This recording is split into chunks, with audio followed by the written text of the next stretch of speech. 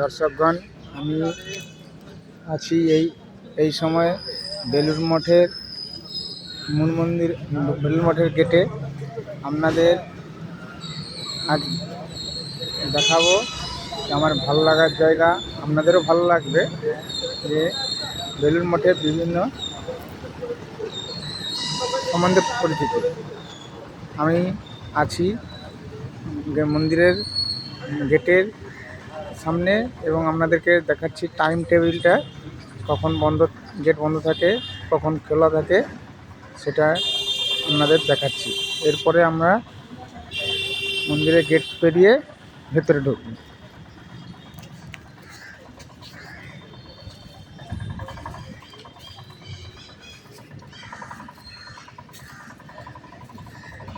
আমরা এরপরে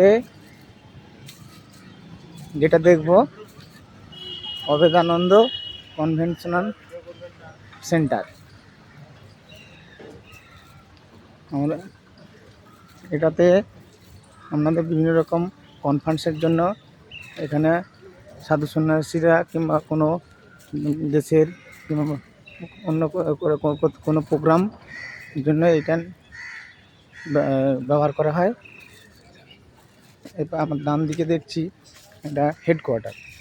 এটা থেকেই হচ্ছে গোটা দেশ থেকে বিদেশ শুরু করে সব পরিচালনা করা হয় এখান থেকেই।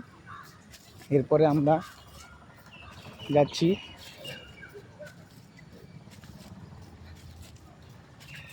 এরপরে আমরা মিউজিয়াম হল যাব। মিউজিয়াম হল বাঁ দিকে আমাদের মিউজিয়াম পড়বে। বিভিন্ন রামকৃষ্ণ ঠাকুর, বিবেকানন্দ এদের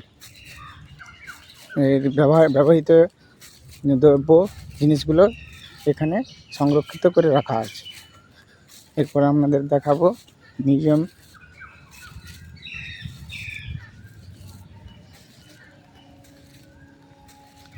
এখানে বোর্ডে লেখা আছে রামকৃষ্ণ সংগ্রহ মন্দির।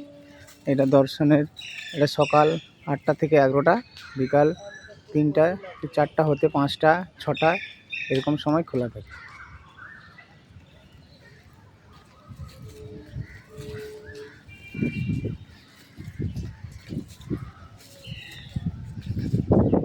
এরপরে মন্দিরে আরেকটি গেট আমরা বেরোবে। বাঁ দিকে কামার পুকুরের একটি সেই ঠাকুর মা থাকতেন, সেরকম একটা সেই আমাদের পুরোনো দিনের সেই একটা দৃশ্য, সেটাকে তুলে ধরা হয়েছে এর মাধ্যমে। দেখুন, এরপর আমরা আরেকটি গেট বেরোবো।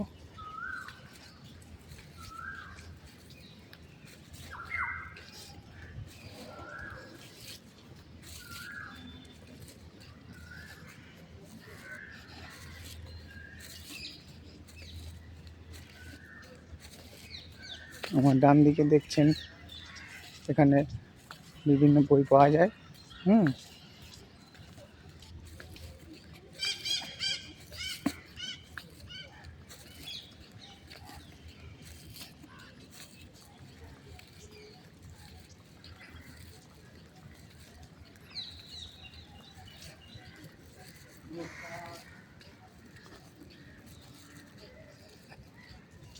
আমরা এসে গেছি মূল মন্দিরের সামনে।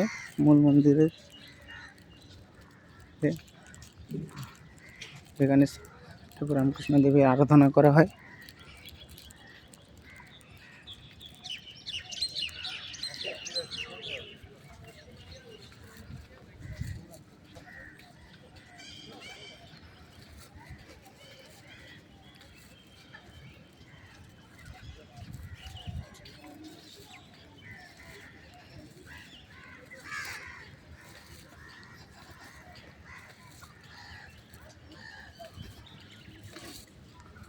এরপরে আমরা যাচ্ছি গঙ্গাপাড়ের দিকে।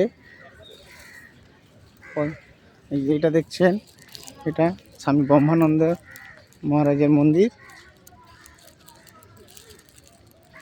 ঠাকুর যে 16 জন ত্যাগী সন্তান ছিলেন, তার মধ্যে একজনের এটা মন্দির,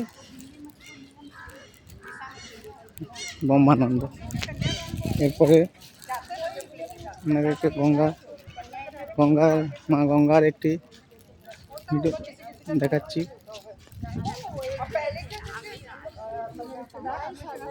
এরপরে এসে গেছি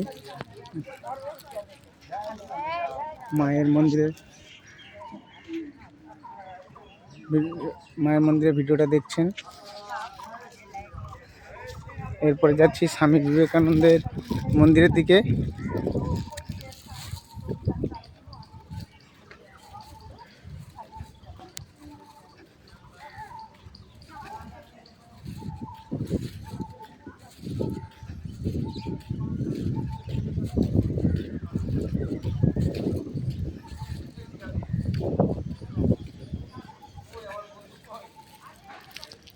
দেখুন গঙ্গাটা কত সুন্দর লাগছে এখান থেকে, এবং খুব শৃঙ্খলা পরায়ণ একটি জায়গা।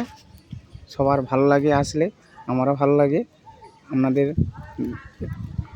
কিছু মুহূর্ত আপনাদেরকে শেয়ার করলাম। ভালো লাগলে কমেন্ট করবেন, সাবস্ক্রাইব করবেন।